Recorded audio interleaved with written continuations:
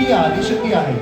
जन्मापासून मृत्यूपर्यंत तिचा विविध पातळीवर संघर्ष चालू असतो. मात्र त्याची कोणतीही तमा न बाळगता ती आपल्या संस्कृतीच्या माध्यमातून विविध संस्कार आनंदाने साजरे करते. तिचे हे संस्कार विविध रूपांच्या माध्यमातून आपण बघूया.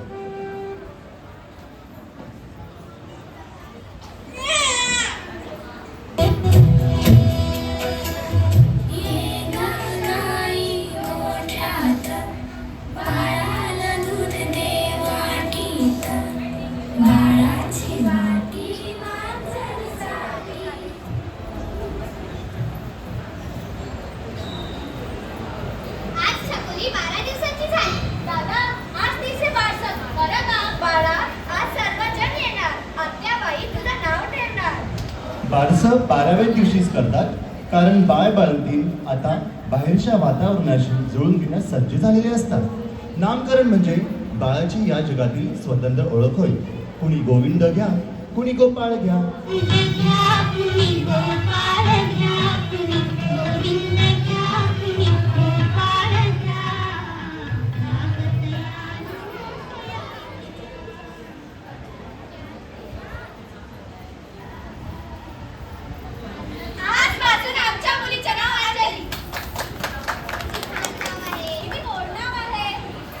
अंजली आता हळूहळू मोठी होऊ लागली.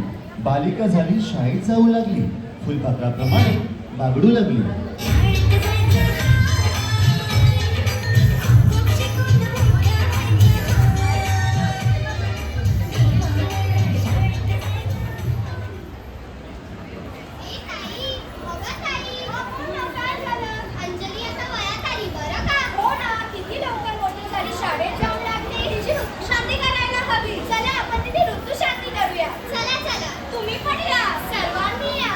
वयानुसार स्त्रीच्या शरीरात व मनात बदल होतात. तिच्या स्त्री तत्वाचा व नवनिर्मितीचा तो सन्मान असतो. या उत्सवास आपण ऋतुशांती असे म्हणतो.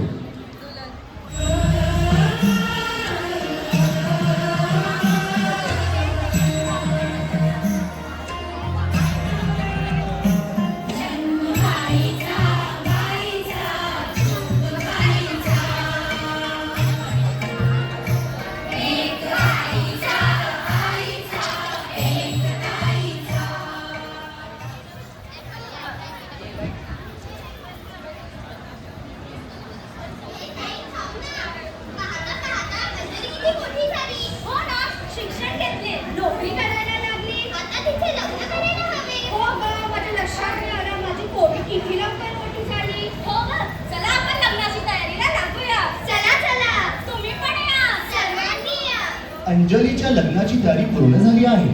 आज अंजलीचे लग्न. ती आयुष्याची नवी सुरुवात करणार. तिच्यावर लग्न संस्कार होणार.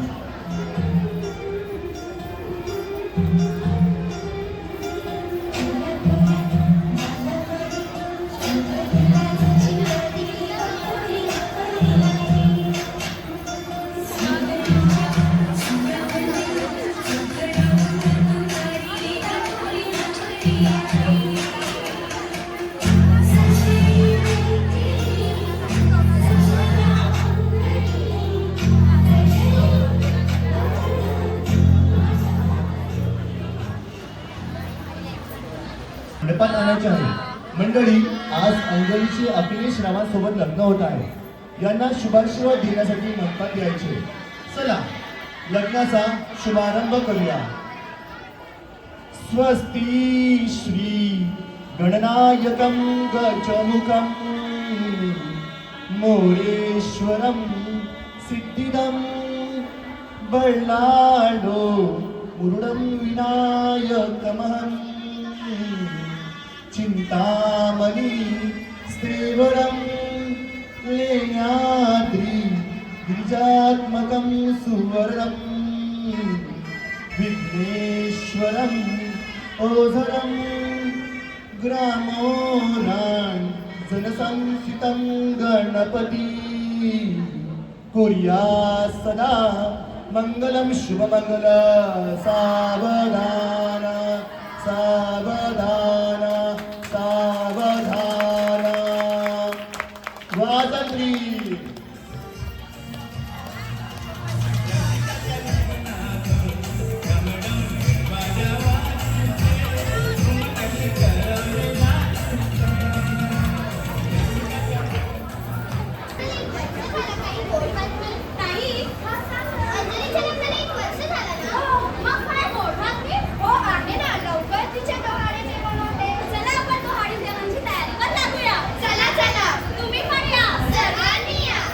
जेव्हा तिच्यासारख्याच नवीन जीवात तिला शुभेच्छा देण्यासाठी तिचे लाड पुरवण्यासाठी हा संस्कार करतात. यास आपण डोहाळे जेवण असे म्हणतो. हळूहळू पाऊल उमले, हळूहळू फुटणार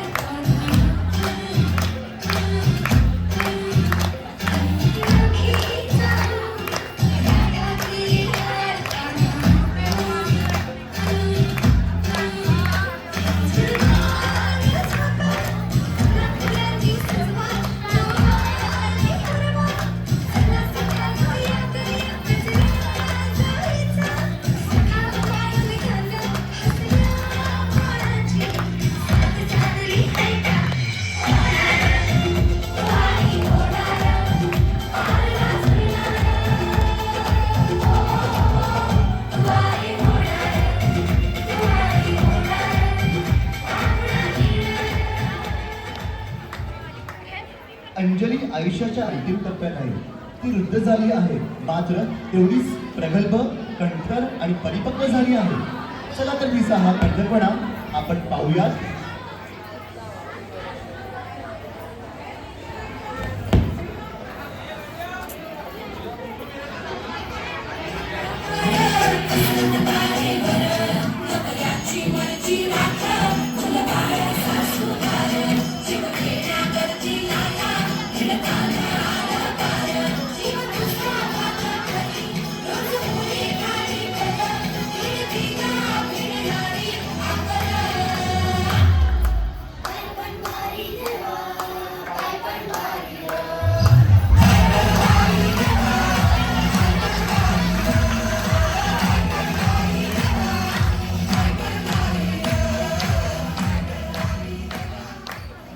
अशी प्रत्येक अंजली तुम्हाला घराघरात पाहाव्यास मिळेल.